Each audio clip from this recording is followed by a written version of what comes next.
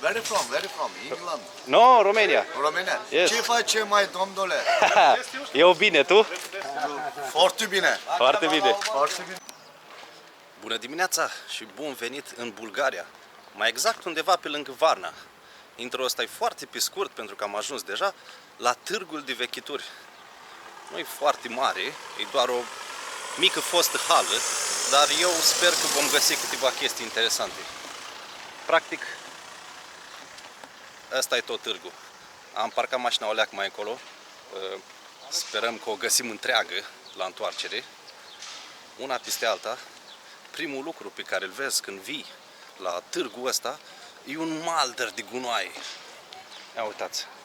Zici că ești în India. Zici că ești în New Delhi. Sunt curios dacă găsim chestii interesante la târgul ăsta. Sau să trece o mașină. Cum ar fi lucruri militare. Sau ceasuri. Cum e ăsta. Pe care l-am luat din Chișinău. E un Camerton 53. La târgul din Budapesta am purtat Camertonul 55 și ăla mi-a avut noroc. Sunt curios dacă o să fie la fel și de data asta.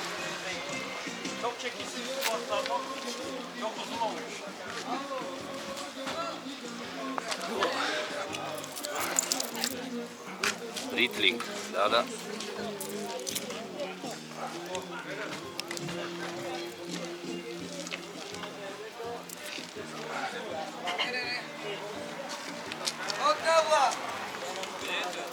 Ahmet'e de aldı çala.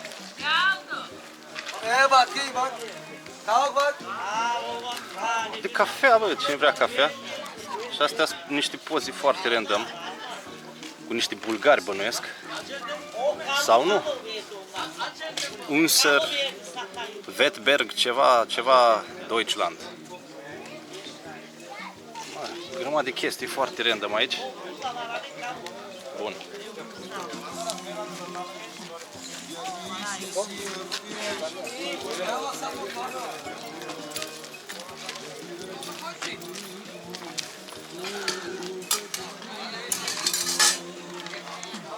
Ia să vedem ceasul.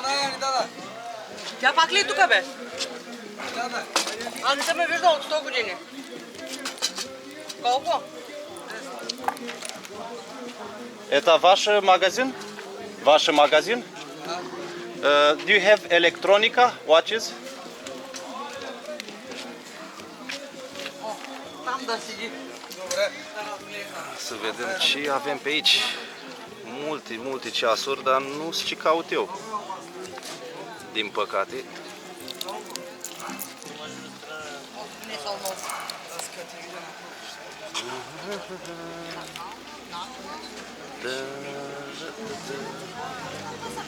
Asta ce QQ.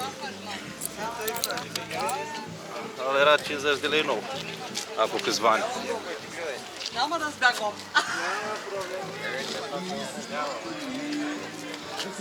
Uite, șprot.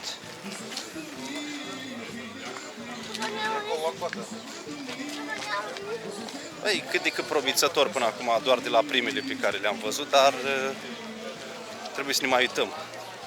Să vedem ce găsim. Aici sunt doar scule și magneți. Ia. Dacă vi spar scump magneții de la Tarabe, puteți să veniți aici. Dobră!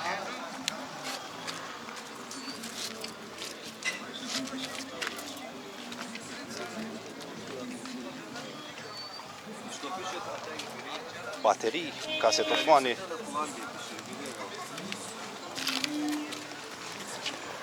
Ok, se pare că nu-i doar hala aia din lateral, mai sunt tarabi și în partea asta. Aici sunt foarte multe scule și am eu o presimțire că sunt luate așa mai pe șustă din Germania, ca să nu folosesc cuvântul furat.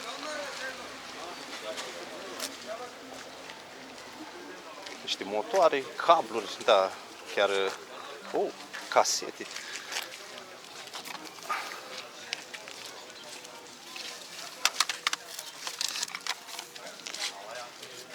Da, și astea din Germania.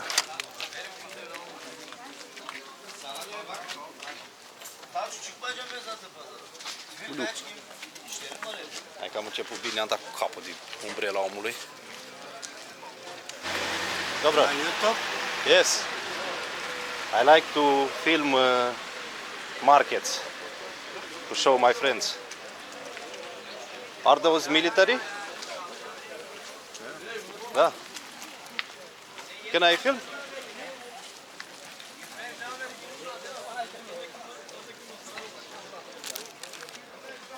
This Bulgarian? Bulgaria, Turkish, Inglaterra. Ok.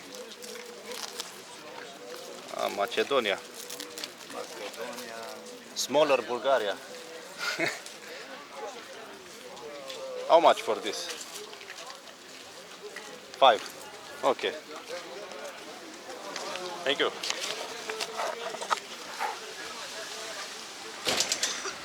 Hai că am luat și prima chestie.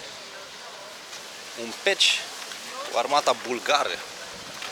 Ok, deci până acum n-am venit aici degeaba. Dacă am găsit și un ceas electronic, ar fi extraordinar. Este potențial. Atât pot să zic momentan. Butelii, tablă de șah. Спрей да, тук можеш да се гледаш нормално, но когато видиш, че духа,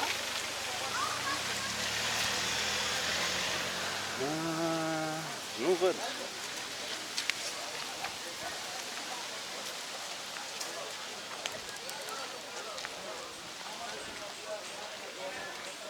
Poate aici. Ia să vedem ce au băieții. Unghiere. Pa, de când căutam să cumpăr o unghieră second hand? Ok, ceasuri. Ia să vedem ceva interesant. Iuliu. Asta e de bebeluș.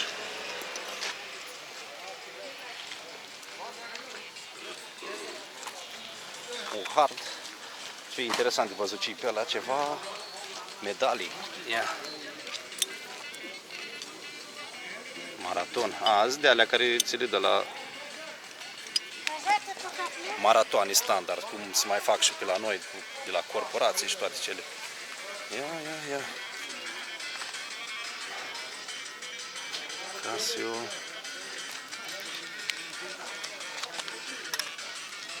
E brichetă, cred că. Da.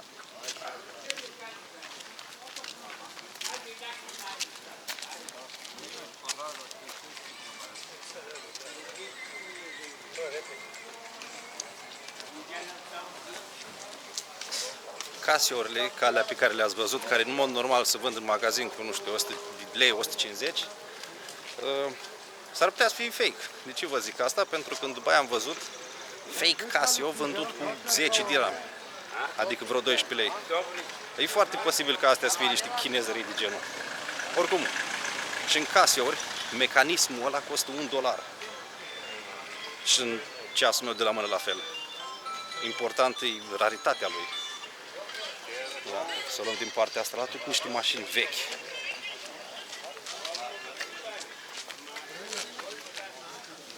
Asta era o placă de surf. A fost turtită de vreme.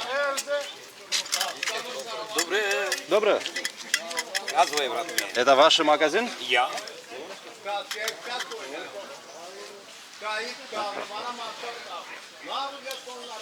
Do you have watches like this? Я. Най. No, I know watches. Най. Oh. This URSS? Я. URSS.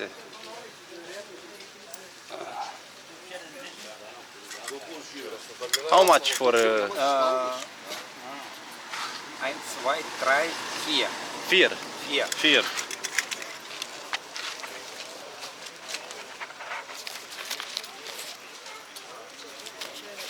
All good? Самат.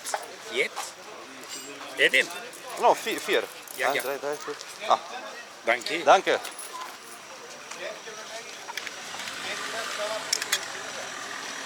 Dacă vă amintiți, la târgul din Budapesta erau jucărele de genul, bine, într-o stare extraordinară, nu ca asta, care se vindeau și cu 50 de euro. Ăsta e Asta e următoarea afacere, venit la târgul din Bulgaria, a luat toate mașinuțele astea, revopsite și vândute cu 30 de euro în Bulgaria, în Ungaria, pardon, ca să-și facă și oamenii un ban. Asta o băgăm în buzunar și continuăm drumul.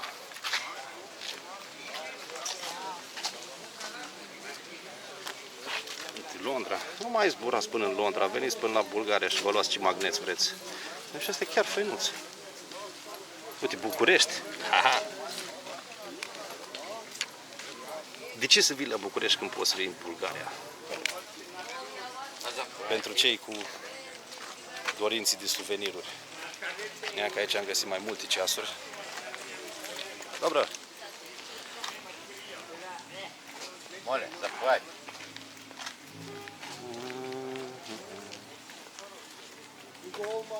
Și asta. Ok.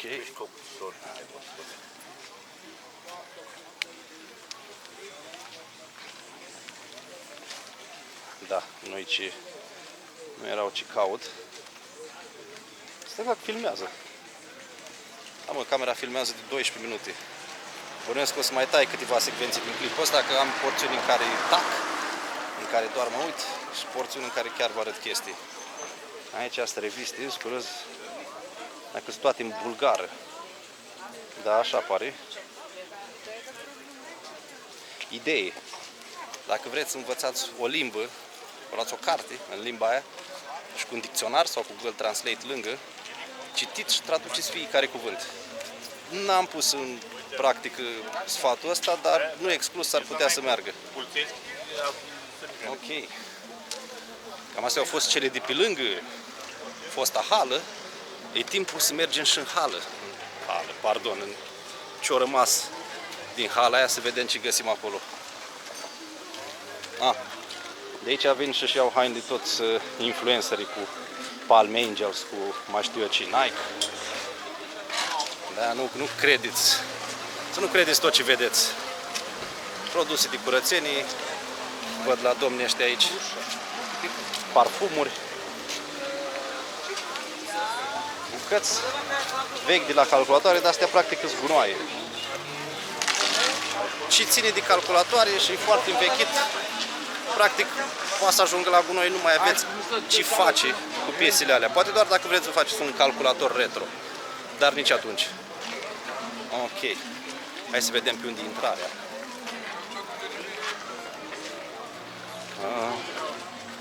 Restul sunt acolo, deci cred că trebuie să ocolim o leacă.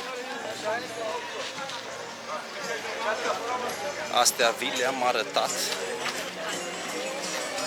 și nu cred că mai am ce să văd pe aici. Sau poate mă înșel.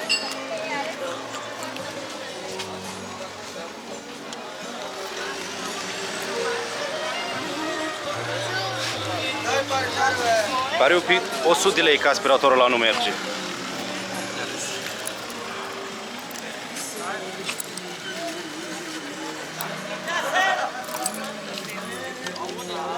Ia să găsim una în bulgară. 45, 49, nu, 45, 75.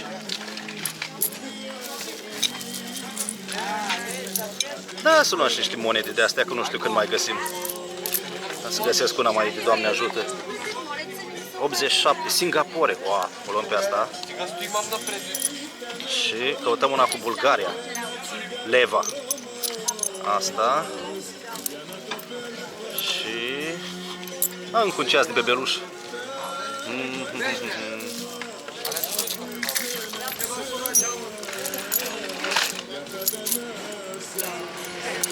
cu asta.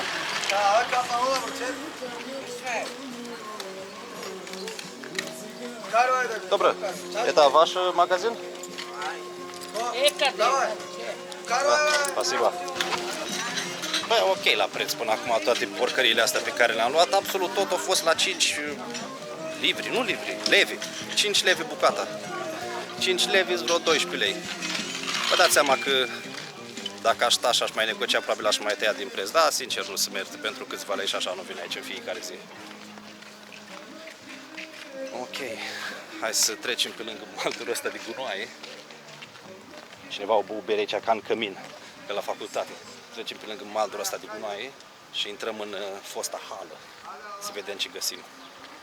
Oricum, e fix ca un târg de vechituri sau un bazar standard la care v-ați aștepta. Cam cred că asta găsim și la noi, doar că sincer n-am mai fost de mult. Ok.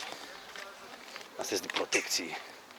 În spatele cauciucurilor se apără oamenii. Aragaze. Băi, am văzut aia aragaze la cerul robăl care arătau mai bine ca astea. Cred că-s fier vechi. Ok. Ia să vedem ce e aici.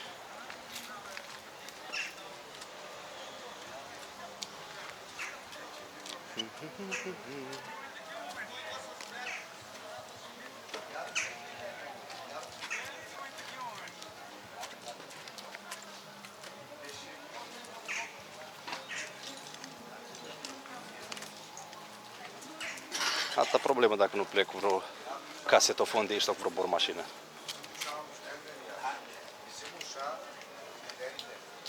Jocuri? Astea sunt de PSP? Nu. Ba da, care ați avut, mă, PSP? Nu vii doar de el? Nu era o chestie faină la vremea lui? Viniluri.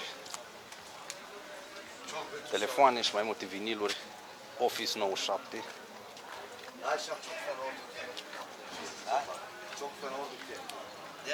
Masa aia. Dăm motorul până în capăt și întoarcem la nenea asta, că avea niște ceasuri, avea o cutie. Poate găsim ce căutăm. De fapt, ce caut, nu înțeleg ce tot vorbesc la plural. Astea, din nou, după cum am zis și mai înainte, cred că sunt luate din Deutschland. Balai. Da, nu, asta cred că e luat din Turcia. Acolo sunt papuci. Ia.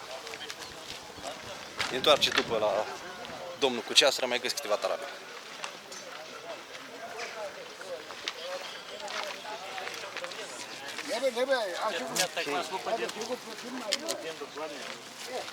Astea sunt doar unelte aici.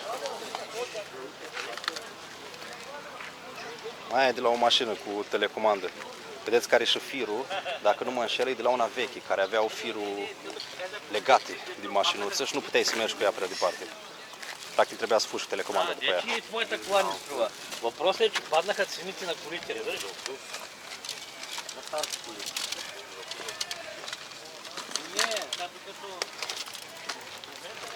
Nu, și un TV.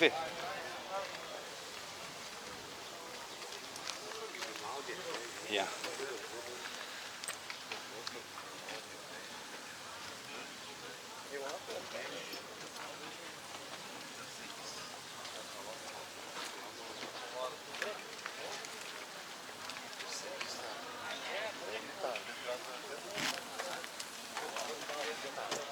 Ce faci? Cine? Asta e o mănușă de baseball, dacă nu mă înșel. Made in China. Deci nu e neapărat autentică. Papuci. Eu sunt curios, cine cumpără, de exemplu, mașini de tuns de la târgurile astea. Nu știu, poate dacă ai una acasă stricată și dacă știi să o repari, maxim în situația asta. Biciclete, văd câteva electrice, dar asta nu e ceva ce ne interesează.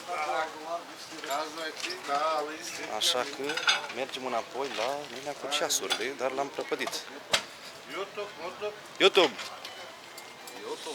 Dobră. Where from? Guess.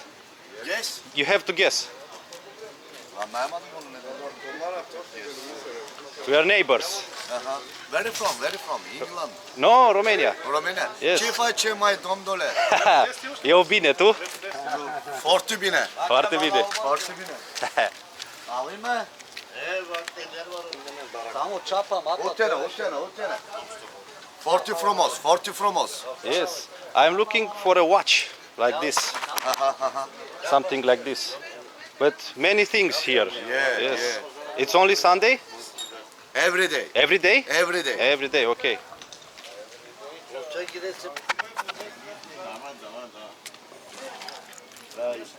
Mai 5 leva, 10 leva, 3 leva, no problem. Nu-i rău. Românie. Domnule.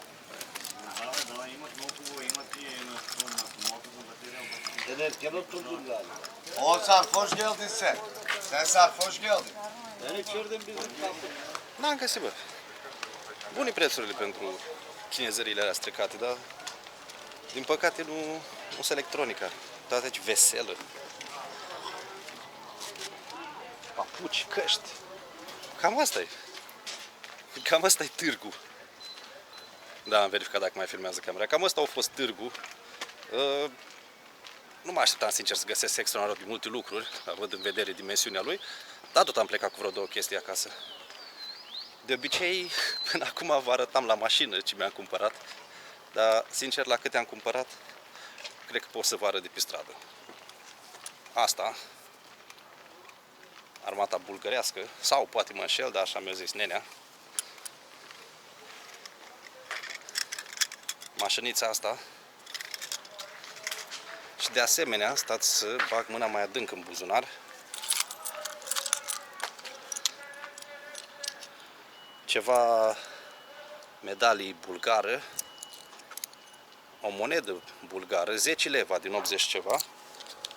Și de asemenea, o monedă din Singapore. Foarte random cum ajung lucrurile astea la oamenii ăștia. Thank you for guarding the car, my friend. Thank you very much. You're welcome. You Baza, Da, bazar. jakiś problem? Это armata Bulgaria? You don't understand. Ah, No understand. nu understand. Ok. There's problem. You speak me speak.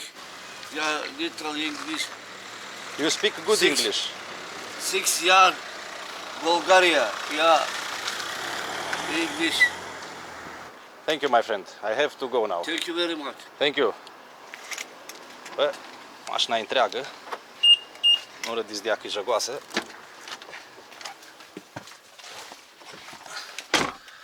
Băi, cam asta a fost. N-am luat atâtea chestii ca la celelalte târguri, dar tot am luat ceva. Tot avem niște amintiri mai interesante decât magneții de la Tarabe. Eu sunt cel mai încântat, sincer, din mașinuța aia. Dați așa să mai găsesc o dată să vă arăt de aproape. Veterinara. Ambulanță veterinară. O să mă uit acum pe filmările din Budapesta să văd cu cât se vindea astfel de mașinuță în stare bună. Bun, fără sacoșă de data asta, am luat puține chestii, e bine că am luat.